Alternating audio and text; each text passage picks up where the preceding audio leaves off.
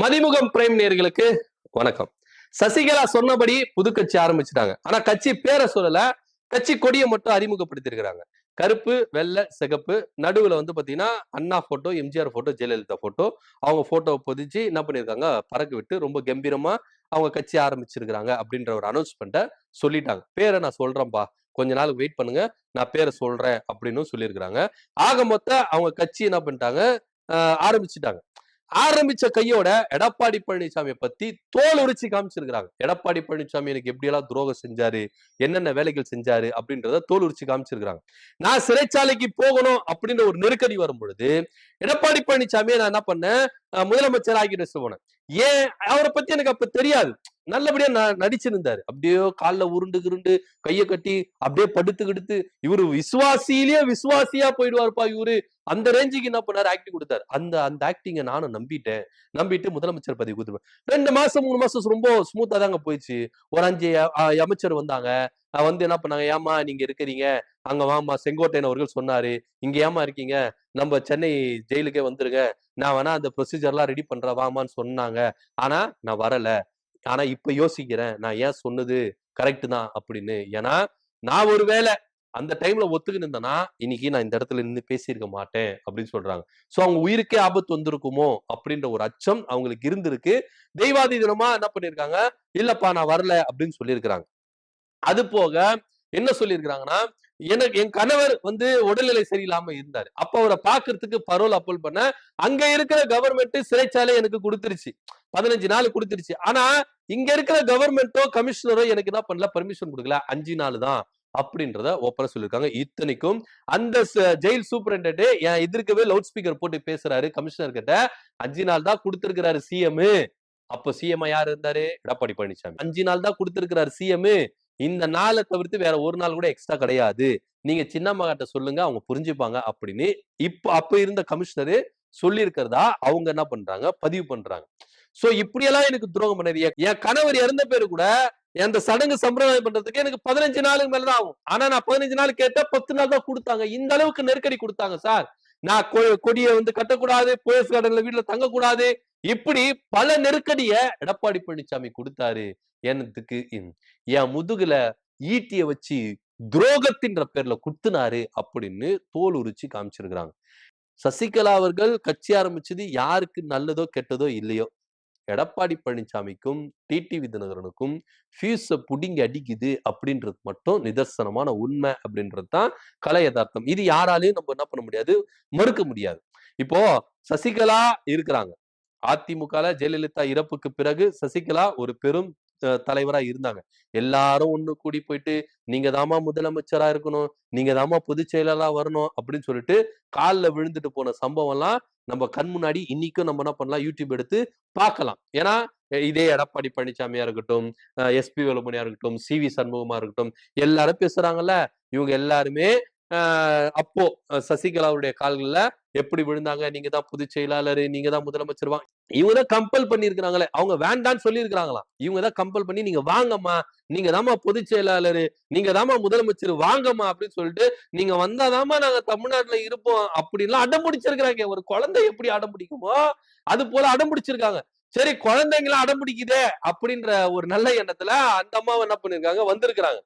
வந்துட்டு இது மாதிரி அந்த அம்மாவை காலி பண்ணுவாங்க அப்படின்னு அவங்களே நினைச்சிருக்க மாட்டாங்க. பாவம் இன்னைக்கு அவங்க அவ்வளவு நொந்து பேசுறாங்க. சசிகலா அவர்கள் பேசும்போது அவ்வளவு நொந்து பேசுறாங்க. இந்த அளவுக்கு எடப்பாடி பழனிசாமி அவர் கூட இருந்தவங்கள துரோகம் பண்ணுவாங்களா? ஏன்னா அவங்க வந்து இவங்களை பத்தி தெரிஞ்சுக்கல. ஏன்னா அரசியல்ல எனக்கு 39 வருஷம் அனுபவம் இருக்குதுன்னு சொன்னாங்க. அவங்க இருந்த எக்ஸ்பீரியன்ஸ்ல இப்பேற்பட்ட ஒரு ஆட்கள் அவங்க பார்த்திருக்க மாட்டாங்க அப்படின்றதுதான் நிதர்சனமான உண்மை. இது அவங்களுக்கு ஒரு எக்ஸ்பீரியன்ஸ். அவங்களுடைய எக்ஸ்பீரியன்ஸ்ல இப்பேற்பட்ட ஆட்களையும் நான் சந்திச்சேன்.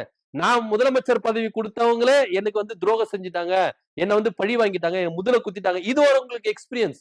அது அந்த பாடத்தை அவங்க கத்துனாங்க. அதனாலதான் சொன்னாங்க, எம்ஜிஆர் கிட்ட நான் கத்துக்கினது எந்த ஒரு விஷயம் வந்தாலும் எடுத்தங்கொத்தம் செய்யக்கூடாது, பொறுமையா இருக்கணும் அப்படின்னு. அதனுடைய பொறுமை இன்னைக்கு நான் வந்திருக்கேன். இதுக்கப்புறம் வருகிற காலங்கள் எங்களுக்கான காலங்கள் அப்படின்றத அவங்க உறுதிப்பட சொல்றாங்க. சொன்னதுனால இவங்க கட்சி ஆரம்பிச்சதுனால எடப்பாடி பழனிசாமிக்கு பீதியை கிளப்பிருச்சு, டிடிவி தினகருக்கு பீதியை கிளம்பிருச்சு. ஏன்னா டிடிவி தினகர் என்ன சொல்றாரு, திடீர் இட்லி திடீர் சாம்பாருங்க, அதுக்கெல்லாம் வந்து வேல்யூவே கிடையாதுங்க. 99% அம்மா விசுவாசிகள் எங்க கிட்ட தான் இருக்கிறாங்க. எடப்பாடி பழனிசாமி நானும் ஒண்ணு சேர்ந்துட்டோம். கூட்டணியில இருக்கோம். ஆனா வாக்கு எங்களுக்கு தான் வரப்போகுது. வெளியில இருக்கிறவங்கள பத்தி எங்களுக்கு கவலை கிடையாது. புதுசா கட்சி ஆரம்பிச்சு களத்துல நின்னு தேர்தல நின்னு ஜெயிச்சு எத்தனை பர்சன்டேஜ் ஓட்டு வாங்கிடுவாங்க? சசிகலாவுக்குலாம் 0.01 கூட கிடைக்காதுங்க. சொல்றாருங்க அவரு. அவங்களுக்கு தான் 99% கிடைக்குமா? அதையும் நம்ம பார்க்க தான் போறோம் அப்படின்றது நிதர்சனமான உண்மை. இன்னைக்கு கலை யதார்த்தம் என்ன அப்படின்னா, சசிகலாவுடைய ஆதரவாளர்கள் இபிஎஸ் கூட இருக்கிறாங்க. டிடிவி தினகரன் கூட இருக்காங்க. இன்னும் சொல்ல போனா டிடிவி தினகரன் கூட இருக்கிறவங்க எல்லாருமே அவரு தனியா உருவாக்கின நிர்வாகிகள் கிடையாது. சசிகலாவுடைய ஆதரவாளர்கள் தான்.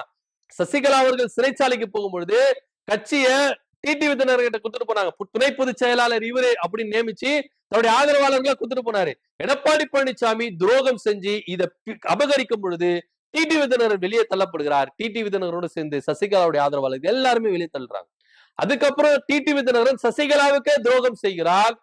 துரோகம் செய்து தனியா ஒரு கட்சி ஆரம்பிக்கிறார், அம்மா மக்கள் முன்னேற்ற கழகம்னு. சசிகலாவுடைய ஆதரவாளர்கள் தான் அங்க போயிருக்கிறாங்க. பல ஆஃபர்களை கொடுத்து ஆதரவாளர்கள் அவர் திரட்டிட்டார் அப்படின்னு சசிகலா ஆதரவாளர்கள் குற்றம் சாட்டுறாங்க. இது நம்ம வைக்கிற குற்றம் சாட்டு இல்ல, அவங்க வைக்கிற குற்றச்சாட்டு. இப்படியா இருக்கும் பொழுது டிடிவி தினகரன் கிட்ட இருக்கிறவங்க எல்லாருமே சசிகலா கூட இருந்தவங்க தான், அவங்களுடைய ஆதரவாளர் தான். இன்னைக்கு ஜீவிதா நாச்சியார் அவங்க என்ன பண்ணிருக்காங்க?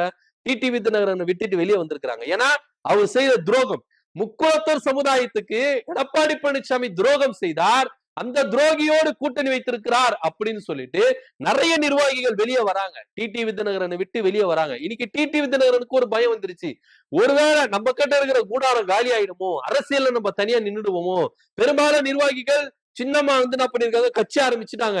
ஒருவேளை அந்த பக்கம் போயிடுவாங்களோ அப்படின்ற ஒரு அச்சம் அவருக்கு வந்துருச்சு. அதனாலதான் அவரு பயத்துல பிதற்றுகிறார் அப்படின்ற குற்றச்சாட்டையும் சசிகலா ஆதரவு வைக்கிறாங்க. இந்த பக்கம் எடப்பாடி பழனிசாமி எடுத்துக்கிட்டோம்னா, எடப்பாடி பழனிசாமிக்குள்ளேயே ஒற்றுமை இல்ல அப்படின்னா, ஏன்னா எடப்பாடி பழனிசாமி டீமுக்குள்ளேயே சசிகலா ஆதரவாளர்கள் இருக்கிறாங்க அப்படின்றது நிதர்சனமான உண்மையா இருக்கு. ஒரே ஒரு விஷயத்த மட்டும் சொல்றேன், நல்லா நோட் பண்ணிக்கோங்க. எடப்பாடி பழனிசாமியை விமர்சிச்சா ஆளா என்ன பண்ணுவாங்க, பதிலடி கொடுப்பாங்க. சி.வி. சண்முகம், செல்லூர் ராஜு, ராஜேந்திர பாலாஜி, ஜெயக்குமார், ஆர்.பி. உதயகுமார், இப்படிப்பட்டவர்கள் எடப்பாடி பழனிசாமி யாருன்னா விமர்சிச்சா ஆளா என்ன பண்ணுவாங்க, பதிலடி கொடுப்பாங்க. விஜய் முதற்கொண்டு பதிலடி கொடுத்தாங்க. டிடிவி தினகரனும் பதிலடி கொடுத்தாங்க. ஓபிஎஸ்க்கு பதிலடி கொடுத்தாங்க. ஆனா இன்னைக்கு எடப்பாடி பழனிசாமி குறித்து ஓப்பனா ஒரு விஷயத்த சொல்றாங்க. எடப்பாடி பழனிசாமி எந்த அளவுக்கு துரோகம் செஞ்சாரு, என்ன எந்த அளவுக்கு முதல குத்துனாரு, என்னென்ன விஷயங்கள்லாம் செஞ்சாரு அப்படின்றத சசிகலா அவர்கள் ஓப்பன் ஸ்டேட்மெண்ட் கொடுக்கிறாரு. இன்னைக்கு ஒரு ஆளாவது அதிமுகவில இருந்து பதிலடி கொடுத்தாங்களா? சசிகலா அவர்கள் சொல்றதெல்லாம் பொய் சொன்னாங்களா? சொல்லல. எடப்பாடி பழனிசாமியை காக்குறவர்கள் இன்னைக்கு அவரை கையை விட்டுட்டாங்க. சி.வி. சண்முகமா இருக்கட்டும், ஆர்.பி. உதயகுமாரா இருக்கட்டும், ஜெயக்குமாரா இருக்கட்டும், செல்லூர் ராஜா இருக்கட்டும், ராஜேந்திர பாலாஜா இருக்கட்டும், யாருமே எடப்பாடி பழனிசாமி அப்படிப்பட்டவர் இல்லைங்க. சின்னம்மா சொல்றதெல்லாம் பொய் சொன்னாங்களா?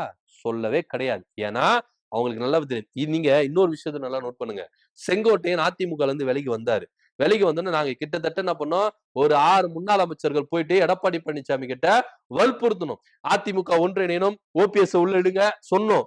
ஆனா அவரு எடப்பாடி பழனிசாமி யார் பேச்சு கேட்கல அப்படின்னு செங்கோட்டையன் சொன்னாரு.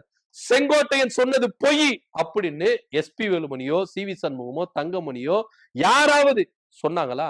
சொல்லவே இல்லை. ஏன்னா நடந்ததெல்லாம் உண்மை. அதனாலதான் யாரும் பதில் பேசல.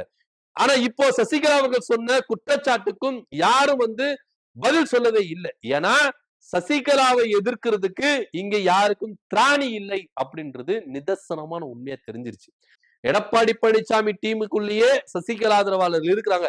இந்த அம்மா ஜெயில இருக்கும்போது இதே சி.வி. சண்முகமோ, ஆர்.பி. உதயகுமாரோ எவ்வளவு பேச்சு பேசினாங்க, என்னென்ன பேச்சு பேசினாங்க, எப்படி எல்லாம் பேசினாங்க அப்படின்றதெல்லாம் யூடியூப்ல இருக்குது. அதெல்லாம் எடுத்து பார்த்தா நம்மளுக்கே காமெடியா இருக்கும். என்னப்பா இப்படி எல்லாம் பேசினீங்க, ஆனா இப்ப இப்படி இருக்கீங்களா, இதுக்கு முன்னாடி எப்படி எல்லாம் அந்த அம்மா கால்ல போய் விழுந்திருக்கீங்க அப்படின்றதெல்லாம் நம்ம பார்த்த சிரிப்பு தான் தோணும். ஆனா இன்னைக்கு இவங்களை எதிர்க்க மாட்டேங்கிறாங்களா? ஏன் அப்படின்னா சசிகலா அவர்கள் தனியா கட்சி ஆரம்பிச்சதுனால எடப்பாடி பழனிசாமிக்கு பேரடி, டிடிவி தினகரனுக்கு பேரடி, பீதியில இவர்கள் பிதற்றுகிறார்கள் அப்படின்றதான் நம்ம எடுத்துக்கொள்ளணும். ஏன்னா இதுதான் நிதர்சனமான உண்மையும். இவங்க எங்களுக்கு எந்த பாதிப்பும் கிடையாது, எந்த ஓட்டும் பிரியாது அப்படின்னு சொல்லிக்கலாம். ஆனா கலை யதார்த்தத்தை நம்ம கவனிச்சுதான் ஆகணும் அப்படின்றதுதான் நிதர்சனமான உண்மை. சசிகலா அவர்கள் புதுசா கட்சி ஆரம்பிச்சிருக்காங்க. இவருடைய புது அவதாரத்தை பார்த்து எடப்பாடி பழனிசாமிக்கும் டிடிவி தினகரனுக்கும் பீதியில இருக்கிறாங்க அப்படின்னு சசிகலா ஆதரவாளர்கள் சொல்றாங்க. இதை பத்தியோட கருத்து என்ன அப்படி கீழே கமெண்ட் பண்ணுங்க. நன்றி, வணக்கம்.